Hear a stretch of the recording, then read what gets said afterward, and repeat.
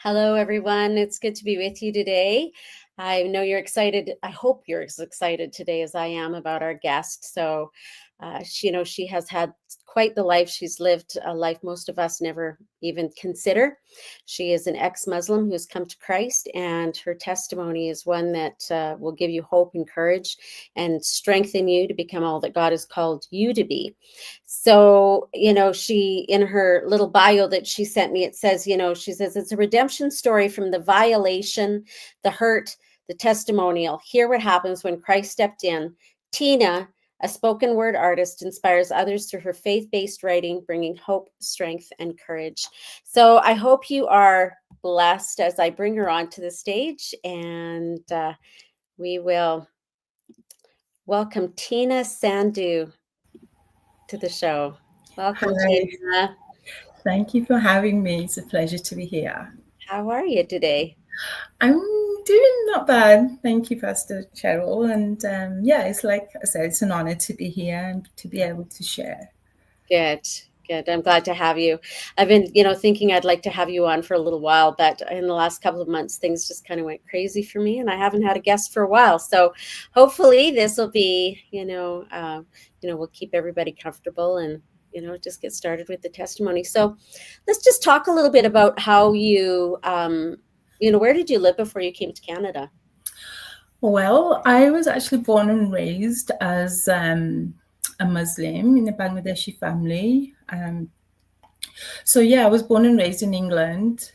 I have six other siblings, and my entire family are actually in the UK.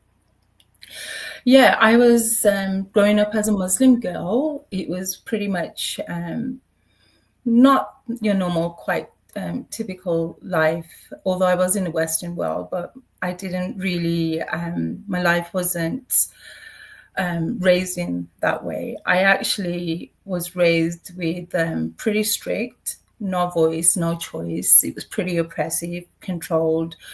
And yeah, my family were kind of like, I was raised in such a strict Muslim Bangladeshi background. Mm-hmm. So it was pretty difficult as a young girl to grow, in such a Western society because I wasn't allowed to integrate, to be honest, and always had to cover myself up. So that was one of the things growing up.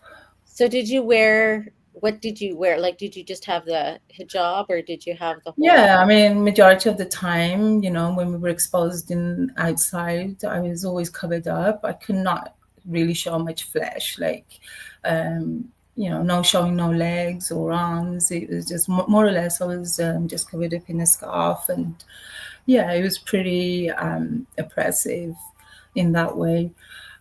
Yeah, yeah, and also, not allowed to go out with friends or like friends coming to the house.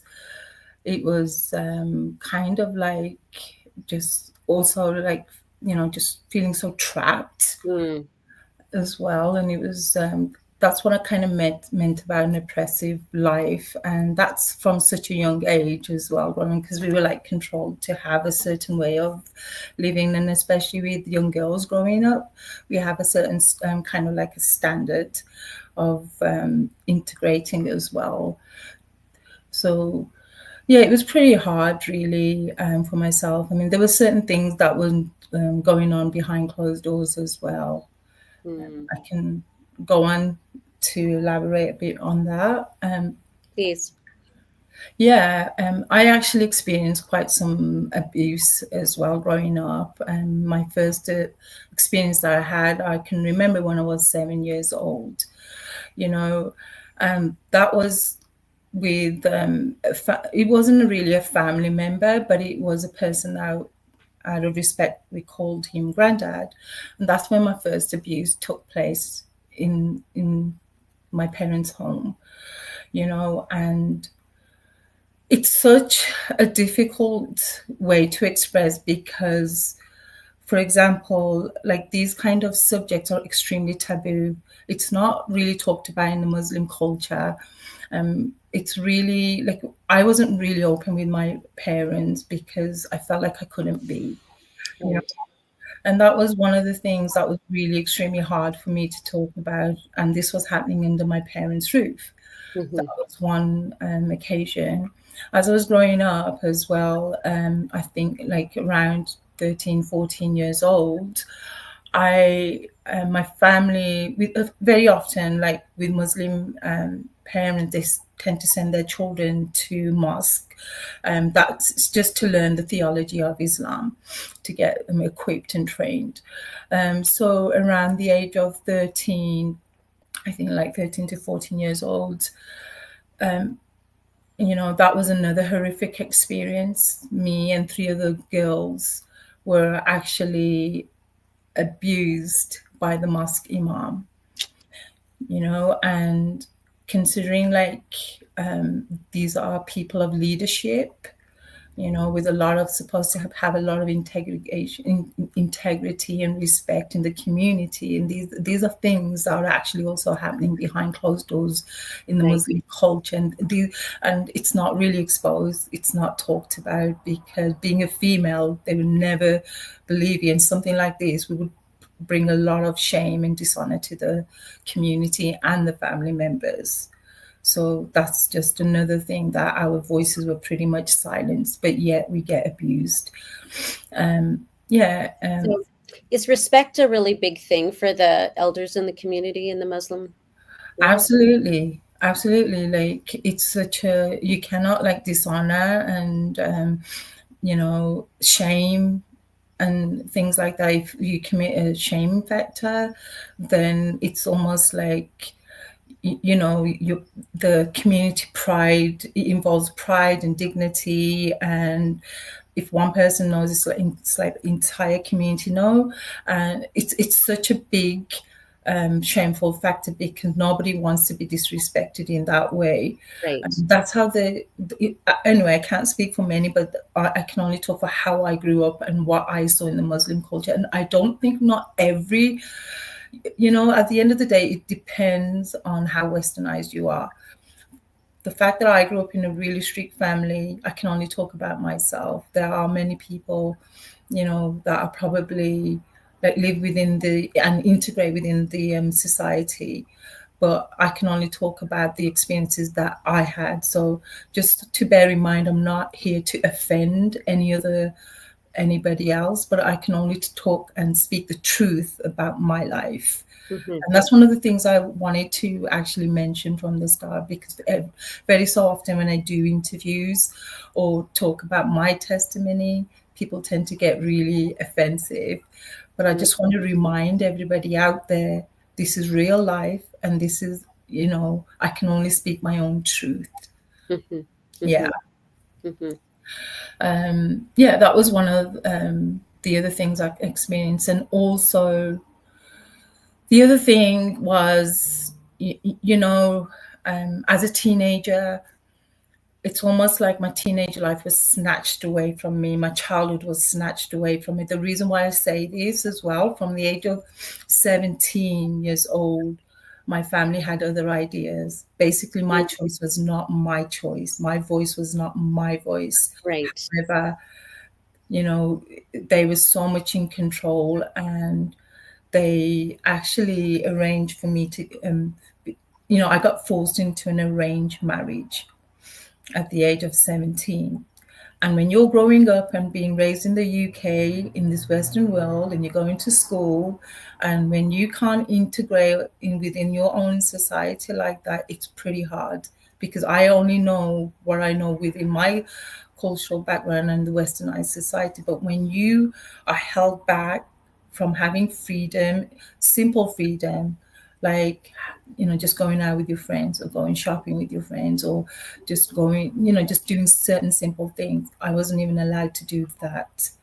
Mhm. It used to, there was so much frustration. And you can imagine teenagers like these days, they spread their wings, they think about careers. I had none of that option, to be honest. My option, well, I had no option, but the only thing that I could do is follow and obey the instructions of my family, because I had nowhere to go. I was pretty much trapped. So yeah, at the age of 17, I was actually forced into an arranged marriage. I was taken into a village, and got married to a stranger. Yeah, and I remember, you know, it was it wasn't something that I wanted to do. All I wanted to do realistically at that age is to become an air hostess, a flight attendant, so I can travel the world and get away from this whole, trapped, oppressive life. But it didn't, nothing actually went my way. And Right. throughout those times, I used to always question the God that I used to follow. I used to read my prayers 5 times daily. I was a devoted Muslim because, I just wanted God to hear me. But, no matter how much I tried, no matter how much I did those prayers, no matter how much I was trying to be obedient, but what I've learned, like, where is God when I needed him? Mm-hmm. I Mm-hmm. found no help and no answers, or even no matter how much I cried out, I just felt like, for me, like, we're praying to this God, but he's not answering any of these prayers. Mm-hmm. That's what I felt. And also growing up, they put the fear of God inside of you, Right. because I've always believed that, you know, I've always been told as well that there are like more women going into hell than in heaven. And it's almost like you don't even know whether, I mean, I didn't know whether I was going in hell or heaven. It was never a guarantee for me. It was almost like based on works and good deeds, like a weighing scale, right? If Mm-hmm. you do all this good deed here, it's like it's measured, it's in a scale. So maybe, perhaps, not even a guarantee, perhaps if you get there with all your good deeds and be that perfect person, then you may get a chance to go to heaven, but it's never guaranteed. So I've always had that fear in me. Now looking back, it's all like a brainwashing, culty kind of thing, for me, for Mm-hmm. me. And because that was instilled in me, I was always scared. I was always frightened. I always used to think, no matter what I do, I'm gonna burn in hell. I'm gonna do, Mm. that's the kind of fear I lived with. Right. Yeah, and going back to the forced arranged marriage, I was actually taken to a village in Bangladesh. Before I actually went there, when my family announced that this is what's going to happen with my life, I had to start working. I had to start the process of sponsoring this person over. And that was from Bangladesh? Yeah, Or so this was okay. the arranged marriage that they had fixed for me. So their idea was that I would go there, get married, and bring this person over back into the UK. Right. So, yeah. I have a couple questions here actually right now. So, we're going to go back to your childhood a little bit. What was the fear of them having you go out with peers to the mall, or to get, go to the corner store? What was the fear that your parents had that made it so strict for you to be in your that you couldn't do any of that? I believe it's the culture, right? It's the Mm. culture in itself, and that's what they've known. And because of the religious strict background and what we, you know, so it's almost like they don't want to disobey God. So in order not to disobey God, these are the strict rules that we have to follow. But a lot of it also is very cultural. Right. And that was the fear. Like, if I didn't follow their rules, it would be like this whole, like, they don't want to get shamed or named within the community. So it's more Right. or less pleasing people. Right. Okay. Yeah. Okay. So I Now, think, yeah. did they talk to you about the prearranged marriage beforehand, or was it just like surprise? Here you go. No, like, so I mean, it wasn't discussed with me. All I was told is that If you're you going to need get to let your married. dog out, you can go ahead and do that. Oh, Yeah. Go sorry. ahead, let him out. He's not happy.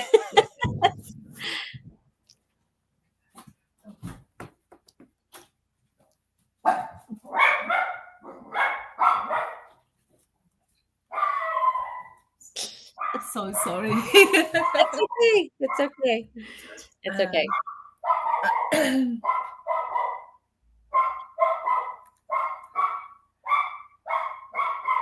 Oh, he's having his moments.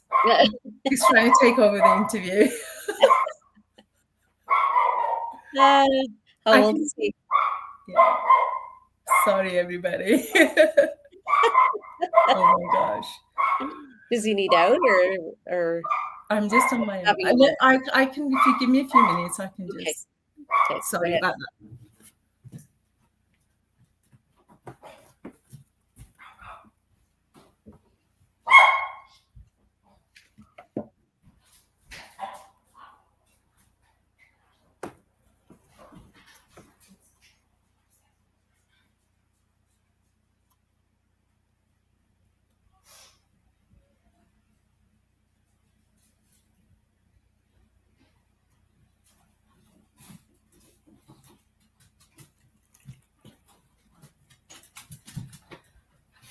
Sorry, I'm back. That's okay. Just real life stuff. Yeah, real life stuff. I have a cat that was howling in the other room, so it's all good. But you can't hear him. Yeah. So because I had read a story about a year or a year and a half ago about a woman who had a very similar story, but her parents had taken the time to sit down with her and talk to her about her prearranged marriage. And so, yeah, did that happen? That did not happen. No, it wasn't like that for me. I remember, like I said, I was 17 years old. I came back from, um, I wanted to study, I think I came back from college or something. I can't remember.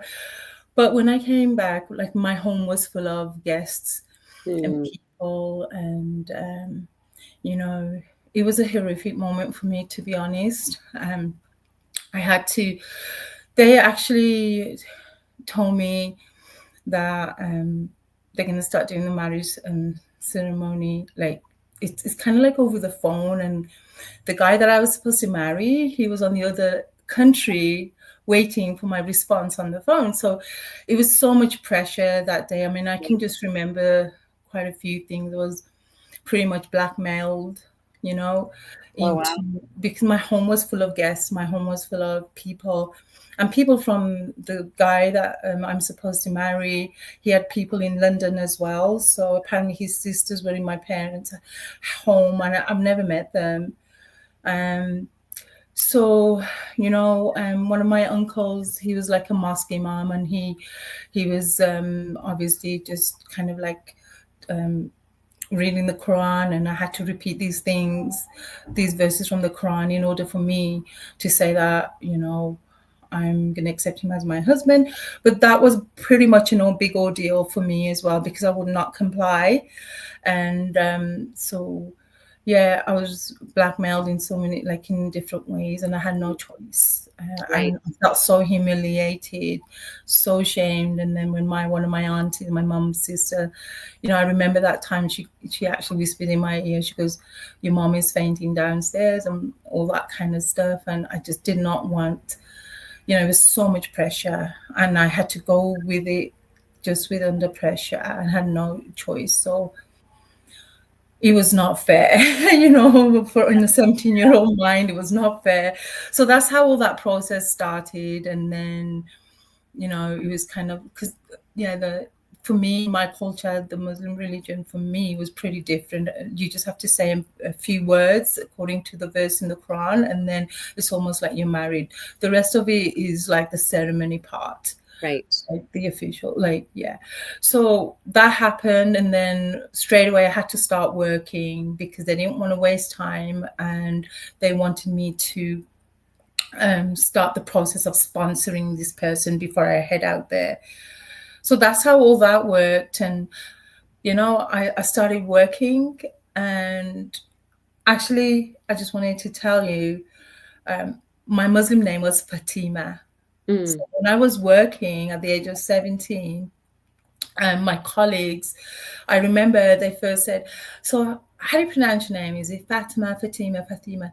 Forget it. We're going to call you Teena. So that's how my name, Teena, originated from. But one significant thing, what I want to just share quickly is, when they call me Tina, I felt so different. I felt like I was a new identity. I felt like I was myself, free. But when I was referred to Fatima, then I felt like this really oppressive, trapped young girl, that just suffocating. Mm. So I felt like I had two different identity here. But yeah, and eventually along the line, later on in years, like I did change my name to Tina. But we can talk about that a bit as we go Yeah, on. yeah, because that Yeah, has a fabulous story to it. I love it. Yeah, so yeah. great. So yeah, I was so I started the process of working, and then I was actually taken to Bangladesh in a village. I mean, I remember like it was my first time there, and just a culture shock of everything. And a week later, I found myself getting married to a stranger, Wow. and Was he a lot older than you, or was he about the same age? no, he was pretty much like just a few years older than me. The age. I know there's a lot. I know there's a lot of other people. You hear a lot of typical stories that young girls get married to men that are double their age or something, right? And that's a true factor too. But for me, he was a young person. He wasn't that older than me, but the fact still he was a stranger. The fact of it, the matter is still I married somebody that I didn't even have a clue who he is, what he's like. Mm, I was never allowed to date. I never had a boyfriend in my life, and he was happened to be the first man that entered into my life. My parents never really taught me anything. Um, certain things of being in a relationship was never talked about with me. Like I said, the whole subject was such a taboo subject. So I'm this girl, and I almost felt like there's no different really. That it's almost felt like they trafficked me into another country, and right. so like I had to give myself because for them, for somebody else's needs, Hmm. and he wasn't fair, and it was not fair how things turned out. Hmm. So yeah, I had to live that life. I was there with him for 3 months, and yeah, you can imagine how traumatized that was for a 17-year-old girl. Hmm. I have the mind of you know, I grew up in England. I have a mind of like what young girls do at that age. I just wanted to study and really do. And then, what the worst thing was for me as well. And 2 weeks later was my 18th birthday. Mm, And then I used to think, what do 18-year-olds do? And where am I right now at this moment? I'm yeah, trapped in a village or in somebody else's world where it's not my world and not my choice, but I'm just, going with the flow. But I don't know how I can escape from there either. right. Yeah. Um, So that was a one heck of an experience, I won't lie. And then when I came back, I promised myself I'm going to plan my escape, Hmm. and I can see now, especially the God I serve now, how his hand was upon this whole thing. At the time, obviously, I didn't know because I was still at the mindset of the Muslim girl, right? Right. But yeah, I came back and I Came was back just to the UK. to the UK after three Okay, and how months. did that work? How did you get out? Well, I came back home with my mom, and Okay, they were out there for 3 months. And then I came back after 3 months to the UK because don't forget, I'm still in this process of getting this person into the UK. And that was a whole idea, to be honest, just to get right. somebody so they can marry somebody. Anyway, that was from my point of view. This whole entire experience made me so angry. I was frustrated. And I was thinking like everything, the whole world is just falling on me. The people that's supposed to love me doesn't even love me. I Mm, have no choice. I have no voice. I'm trapped. I have no freedom. If there was a God out there, who's that God that I'm serving? And I was so angry with God. the God that I believe to be God, and it came, and that in itself, the whole entire thing led me to a point of ending my life at the age of 19. Yeah, Wow. yeah.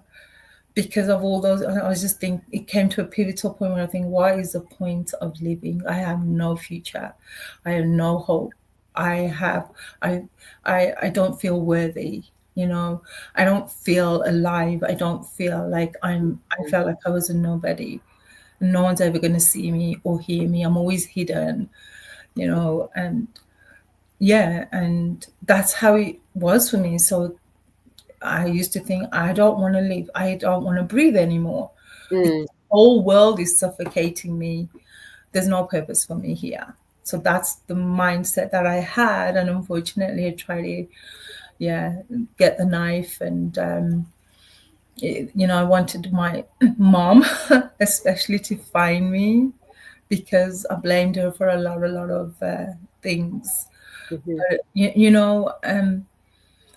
God, like when they say that He always has a plan and a purpose for your life, and that was one of the reasons why He didn't let me go, because the knife was too blunt and He did not want to go through me for and it's probably why, like, he saved me for a certain reason. And I don't know why, but I was so determined, this is it.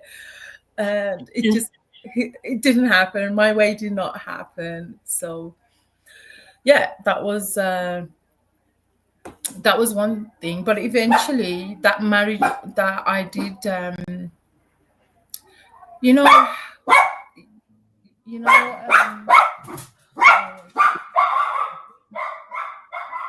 there's too many people in my house.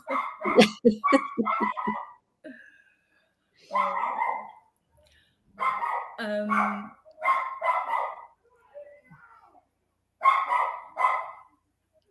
I'm so sorry.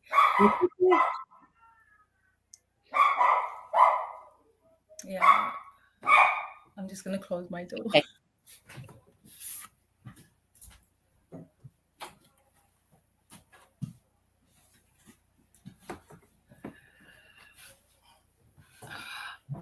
um Oh,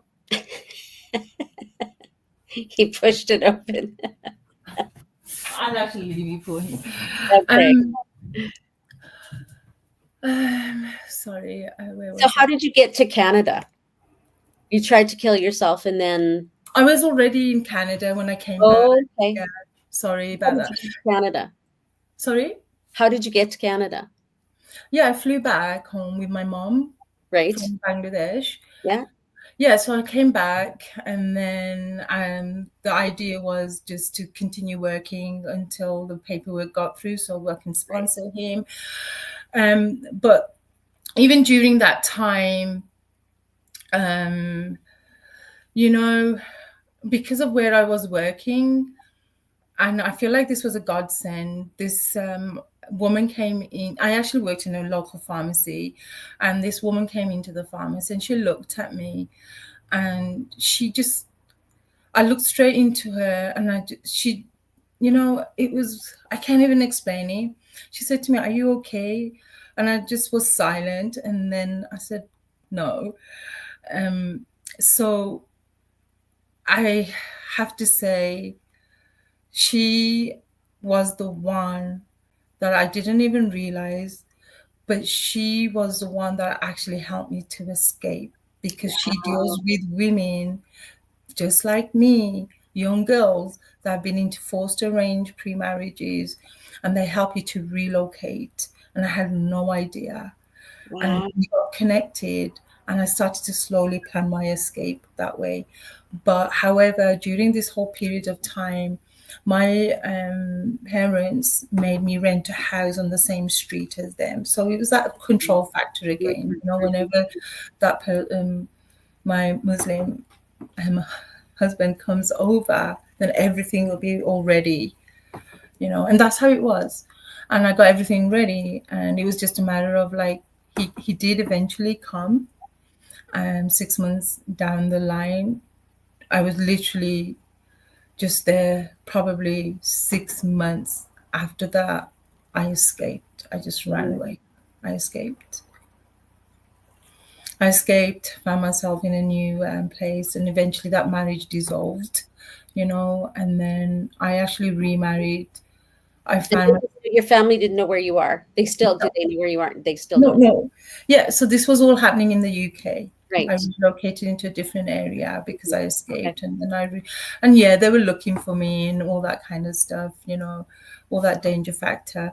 But God pulled me out of that, and then also, and then in after when that did dissolve, I actually met somebody. I was pretty young, and yeah, I met her. So that marriage dissolved, and I remarried somebody else of a Sikh culture, um, and you know, I remarried, and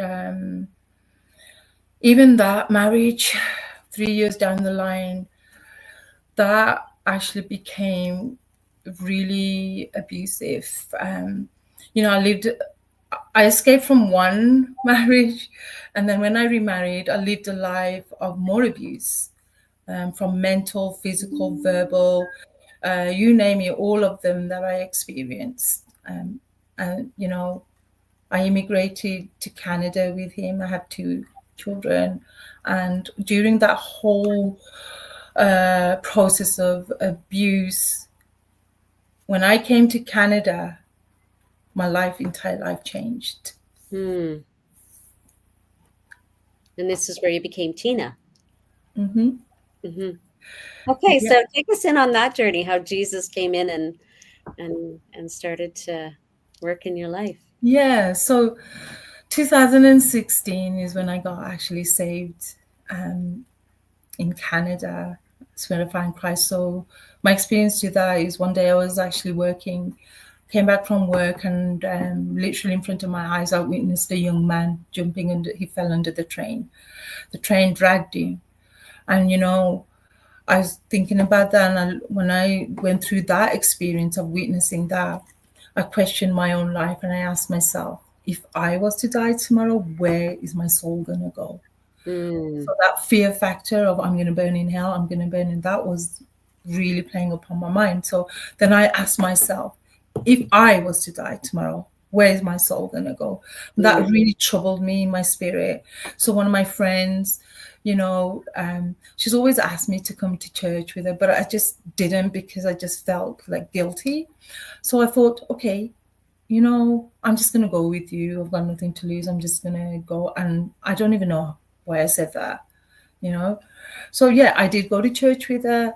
It was such a great experience. But at the same time, I felt guilty. I felt guilty when the pastor was talking about, and he was preaching this, the salvation right at the end. I felt really guilty about the whole Hmm. thing. I was troubling my spirit. And anyway, I came back home, and I went again the following week. I don't know why, but I did. Something kind of led me. And the same thing happened, but even more. It was more of a pressure, more, I could feel it in my head. Like I'm Okay. feeling guilty. And then at that point, I said, oh my goodness, I'm betraying Islam. I'm Hmm. betraying my own faith. I am going to just burn in hell now, even more. Like, I don't know what I was thinking, but I was fighting against something. But at Right. the time, I didn't understand. So, this is the third time I went into the church, and my heart was feeling so heavy. And this time I was really battling. Should I follow Jesus or should I not? But Hmm. when the pastor was talking about the salvation prayer, the guilt really got to me so heavy. And then just all of a sudden, I just thought of the Monopoly game. I just thought of Jesus Christ as my jail free ticket to heaven. And I thought, if I had grabbed onto that jail free ticket, right, I've got nothing to lose.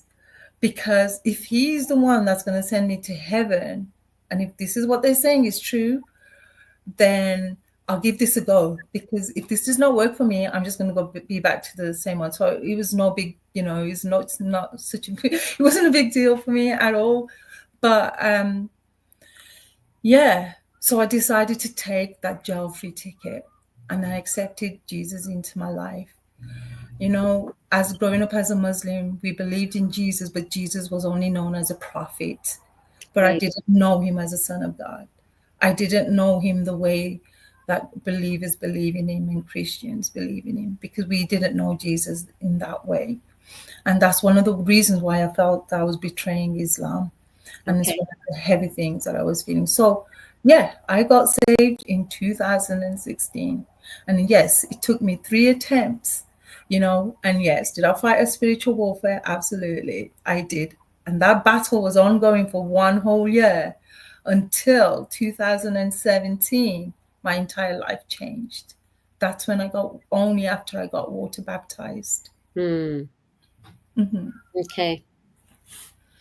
So you got water baptized in the church that your friend was going to? That's Yeah, oh, that, yeah, I started to go to that church.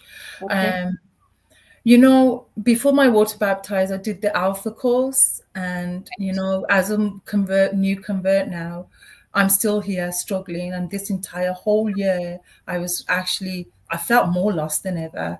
I Hmm. thought everything's going to be okay. No, it was actually harder than I ever thought. Hmm.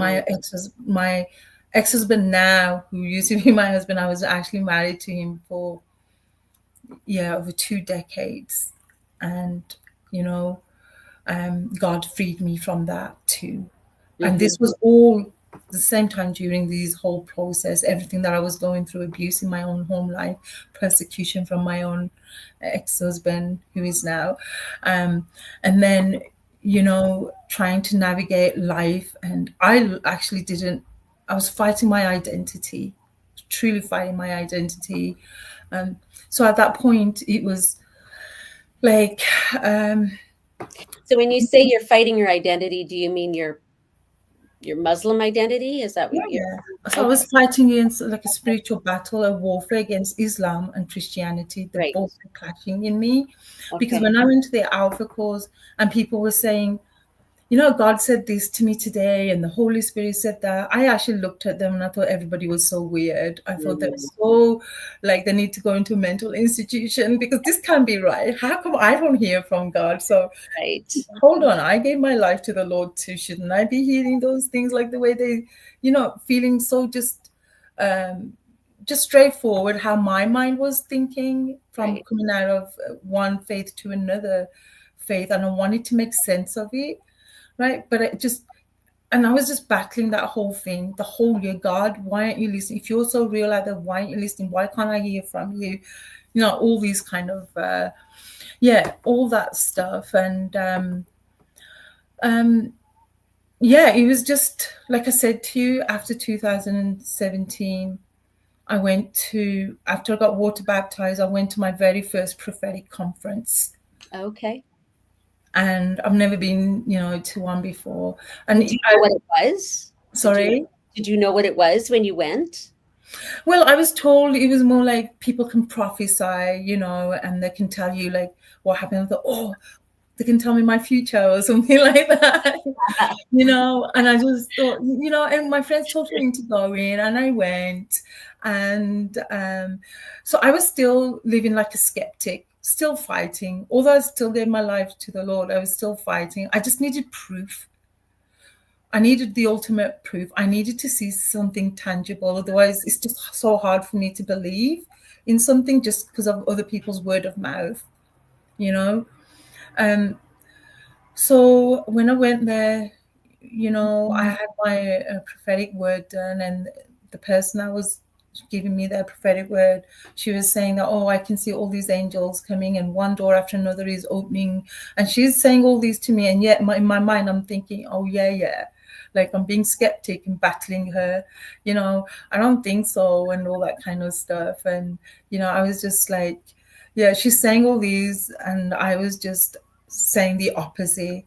Oh, yeah, of course, there's angels coming. Of course, they're opening doors. Like all the negative things I can think about. I was just like head bashing with her. Yeah. So anyway, I was so frustrated. But the pivotal moment did happen. I was so frustrated, and after that, you know, um, I said to my friends, like, I'm so sick and tired of this. I don't get it. This is not working for me. And then and then I just said, like, you know, in the book of, I think it's God that's confused. Is he confused because in the book of life, has he got my name as Fatima or has he got my name as Teena? Maybe Wow. it's him that's confused, and that's why I can't hear from him, right? And so they were just saying, oh my goodness, Teena, God loves you for you. But have you ever Googled your name, Teena? And so I said, no. Like, so they Googled it, and it actually means follower of Christ. Oh, I was given that name at the age yeah. of 17 in the UK, as a Muslim girl. Yeah. So you never realize these things until you look back. And then now I can see the hands of God moving. He actually, he handpicked me from the weeds. He selected me, and he was only shaping me. He was equipping me. He was molding me until such a time like this for him to reveal himself to me. And that was my first revelation I've experienced, Wow, that's great. and that name for me was given to me. And now, like, no, when I was talking about the identity, the name made me feel free, and then the Fatima made me feel oppressive. But just that name, and to realize I could have been anything in the world, but Mhm. just specifically to be a follower of Christ, the meaning of my name meant follower of Christ, I could not deny that. Yeah. Yeah. And 2 weeks Hand of later, God. And you can't make that stuff up, right? Like no, that's the hand of no, God.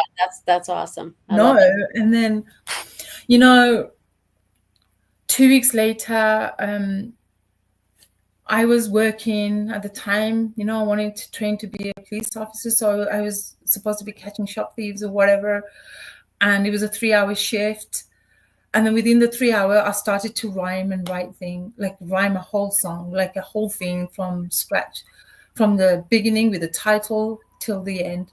And I'm looking at it and I thought, oh my goodness, like this was about my name, because I was so pumped about my name, I couldn't even believe it. And then I wrote something about my name, and it was called Time Flies. I'll never forget it. So, I wrote, and it was like time just flies, but the pain never dies. And God created me and made me wise. Hey, my name is Teena. Go look it up. When you see what it means, it will shake you to the top. You Google it, you Google it. Even if you doodle it, the meaning of my name is follower of Christ. He took it to the top. He sacrificed. And it was dark and lonely. The enemy took my soul. I praise the mighty God, and this is how I roll. I thought, oh my God, how did I even rhyme this? I've never rhymed anything in my life. But it was like a lot more longer than that. Mm-hmm. The following day, within 3 to 4 hours, I wrote another piece, and it was on powerful women. The next day, started writing another piece from beginning to end. I started to write songs. I started to, and then people started to hear that. And then I started getting invited to retreats and then different churches. And my very first one that I ever performed, they said, Teena, do you realize that you're evangelizing through those spoken words? And I said, what's that? Like, I didn't know what that was. And then they said, do you realize that you're quoting scriptures? And I said, I've never read the Bible.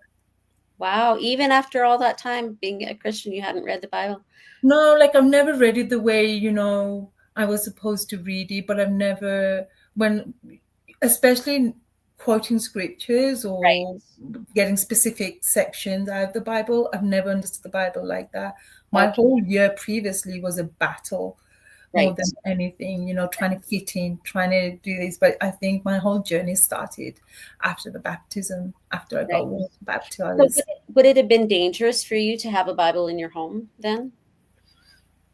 No, not where I am. No, obviously, I gave my life to the Lord, and my ex-husband knew that. It was a decision that I made, but that was a reality that I had to face at home because it was a different culture. But that's one thing, and I've always said that no man is going to come in front of me and God, no matter who they are. Mm-hmm. You know, um, and there were persecutions there. There were times that on Sunday comes, he wants to do he wanted to go to temple. I'm right outside my front door and I'm fighting. No, I'm going to church. No, this is family time. Those kind of issues rose. And you know, when the Spirit of God hits you, it hits you, because then, you know, I can't explain it at the time, but it was like, it was a knowing more than actions, Right. because I'm still trying to figure things out. And one of my biggest prayer was like to the Lord, like, you know, God, if I'm going to follow you, then you need to give me a purpose in my life and bring me provision. Mm, Without a purpose, I cannot live. Because in my culture, if a Muslim converts into Christianity, their life depends on it. They could actually get killed for that. hmm You know, so I took this step. I took this faith, this belief so seriously, like my life depended on it. I'm here for the real deal. I'm not here for nothing like wishy-washy. You tell me how it is, and I want to walk in that way to the Right. best I can, right? Yeah. So I don't like things that are sugar coated or anything. I need to know this for me and my walk and the reality of it. And I do truly believe any converts, if you're going to preach to anybody that is coming out of a certain culture, a certain religious background to follow Christ, you know, we're going to feel that same conviction. We want to know what the truth is. hmm We're not coming, giving up everything that we've learned, what we've been told the truth, and then get sugar coated. We don't, like, for me personally, I don't want that. I gave up everything that I knew to serve the Lord. hmm Yeah, this was part of like my experience. And and soon after that, when I started to rhyme and spoken words and all that kind of stuff. I just want to say this too. I think that that's a powerful message for people here Hmm. as well, though, right? To take our faith seriously, right? Like, Hmm. because really, at the end of the day, our life might not depend on it in the same way that your life depended on it. But at the end of the day, our life depends on it, right? Like this Hmm. is life and death. This is Yeah. heaven or hell. This is, you're either going to live it or you're not, right? Mhm. So, yeah, that's a powerful statement, a powerful truth. Yeah. Yeah, and like God uses you in certain ways where you don't expect to. Because if you Yeah. think about my background, I'm that Muslim girl. I was that Muslim girl who was hidden, who was covered up. The person, like, couldn't express her voice. I was always the one behind the background. But yet, God is such an awesome God, because I've never rhymed. I couldn't even put two words together, let alone rhyming things, let Mm. alone, putting things out there. But when people started to hear me, like, I started to get invited to different churches all over. I got invited to radio shows, TV shows, even in the um, US, UK, you know, and this is like how God uses from a girl that was hidden, and then he exposes her in front of crowds. And that's one of my biggest fears. It's not something like, hey, put me in front of crowds, because no, no, no. Even doing this an interview like this, just sharing the story, I'm doing this out of obedience. It's not necessarily like I would love to be out there to have a platform, because that's not how I was personally built. But God always uses you in such a way that things that you don't want or don't see for yourself puts you right there. He gives it to you. But this is where I truly believe that we have to follow, God. And throughout this whole thing, when I felt scared and fearful, one of my favorite, and when I was afraid, God showed me not to be afraid, Mm, because he showed me with Isaiah 41:10, that became my favorite scripture, because when he said, fear not, for I am with you, do not be dismayed. I am your Lord God. I will strengthen you. I will help you, and I will lift you with my righteous right hand. Because of that verse, the true living word, that actually helped me in my heart to keep going every day, even though things looked really, not great in my natural world. I just remembered the word of God, so yeah. that was one of the scriptures that really, really helped me. You know, if you think about it, I was in two marriages. One was forced. Um, one that I felt like I was trafficked into. The other marriage, yes, it was my choice. I remained fully committed for over 2 decades of my married life because I didn't want a divorce under my name, so I stayed in that cycle of abuse. I was trapped in my own world once again. But God performs miracle. He released me from that marriage, and for the first time in my life, I was free from bondage and I Mm, found freedom, you know, it's awesome. and I found freedom because, if there's something that is obstructing us for the fulfillment to live up our purpose, God can easily remove those because I could not. I look back now and there is no way I could be the person God wanted me to be, you know, if I was stuck in that rut. Mm-hmm, So there's certain things that God will remove you and shift you so that, He has that plan and purpose for you. mm-hmm, And you mm-hmm. can live out the fullness of what He has for you. That's right. Yeah. Yeah. Um, Yeah, and the other thing probably is, what I've learned in my walk with Christ, which is the most pivotal part in my entire walk, my journeys. Although I've walked in one of the hardest roads, I realize it's not God that is actually punishing me, but He's using me for a purpose. Mm-hmm, I realized that, our stories and our pains and our scars, our survivals, it will be someone else's lifeline. mm-hmm, mm-hmm, And He equips us, He shapes us, He molds us, and we are prepared for the calling of our destiny. mm-hmm. And right now, for myself, um, I'm working on my own faith to be built on fire and not feelings. Right. I want to be anchored on Him more and not to be anchored in my own emotions. And that's one of the things that I'm trying to learn at this season in my life right now.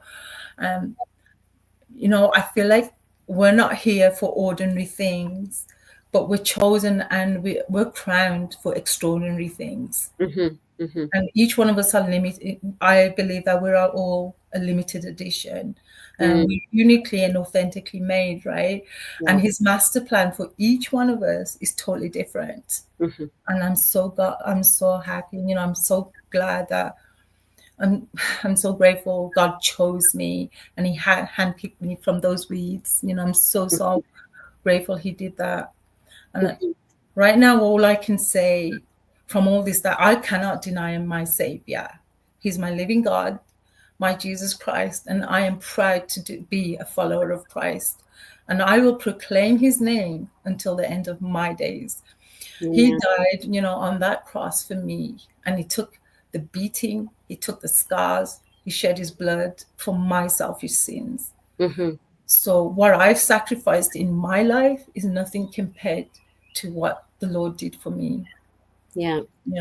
And as a, how can I say, like, as a former Muslim, how can I deny this? I want my brothers and sisters out there not just to hear me and seek the truth for themselves.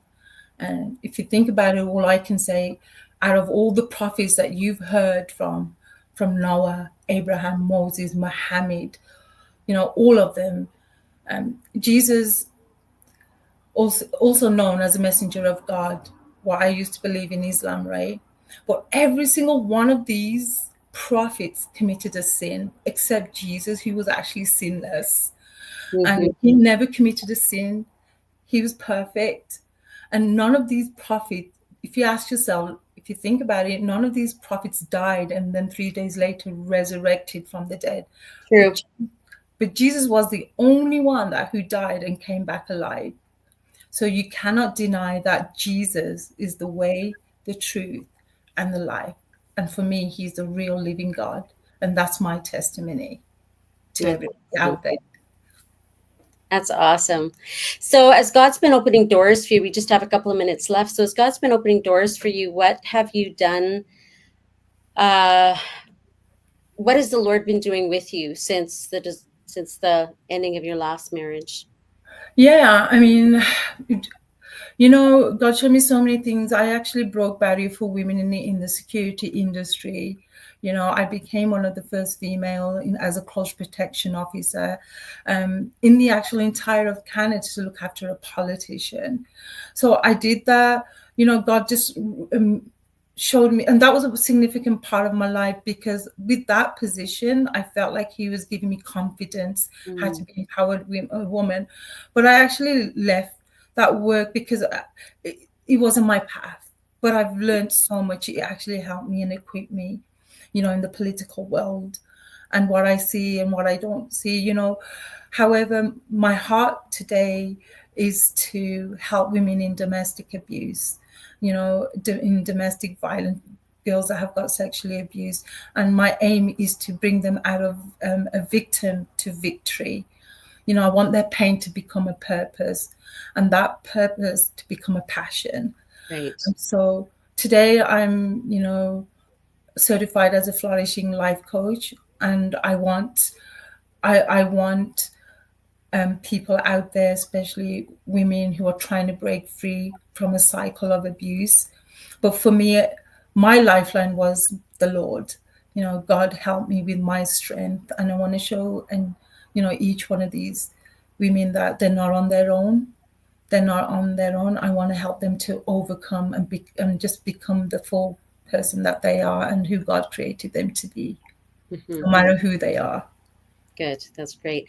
So, do you have, or do you feel that you have a desire to reach into your past culture and help the women there? And do you have an opportunity to do that even now? Do they come to you? Are you able to assist them or have a conversation Well, with you them? know, I'm going to let God lead me in that direction, because that is one of my, you know, purpose. Like, I feel like that could be one of my calling, because I want to reach to any and everybody, like Right. any women that are going through, especially in my culture, because I went through it. I want people to know, you know, I'm easy reachable, and I Mm. understand in like what they go through, what they went through.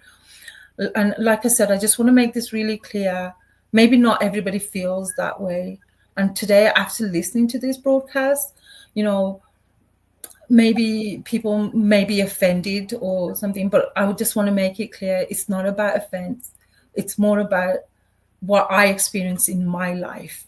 Okay. It's more, and I'm not out there persecuting any other cultural backgrounds or religion, but I cannot deny the experience that I had. I cannot deny the hands of God over me, and I cannot deny the tangible things that God, what I've seen in my own life and what I've experienced, Mm-hmm. certain things. So, you know, those are the things I cannot deny. That's why for me, Christ is real.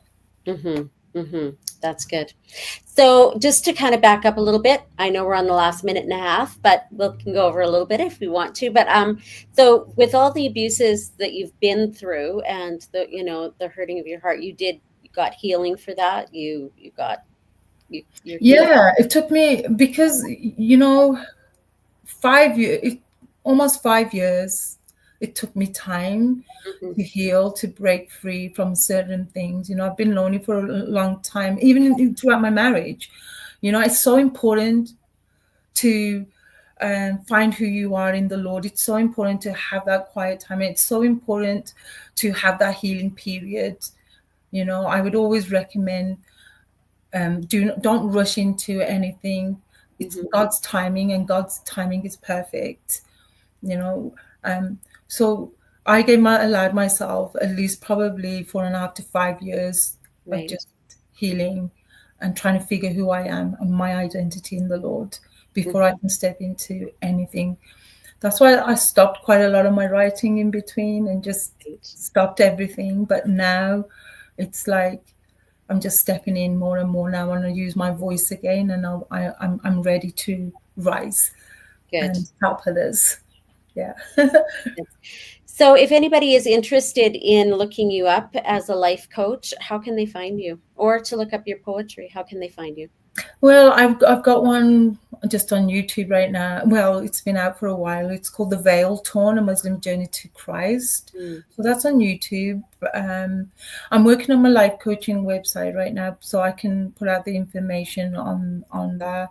But there's a lot of stories that you can just Google and stuff, and then you'll be able to find me. But yeah, I am on Instagram and Facebook. But I'm like I said, I'm building my coaching website right now. So once that released, I'm happy to share that. good.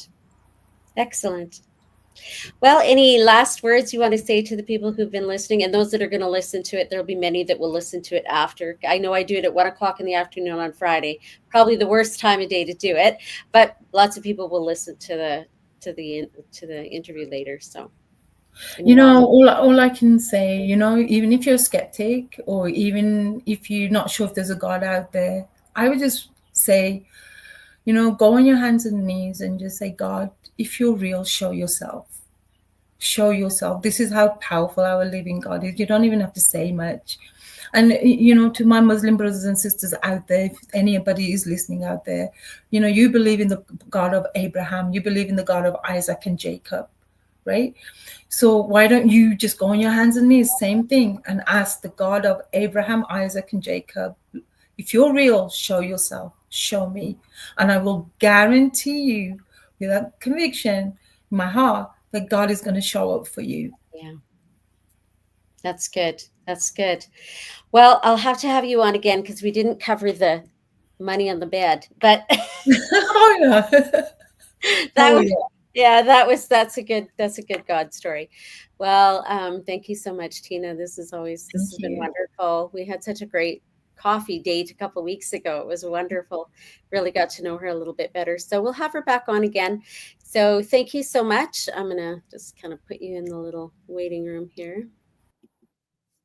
So thank you everyone so much for joining us today. I hope you find that her testimony is one that will bring you great courage and strength and hope.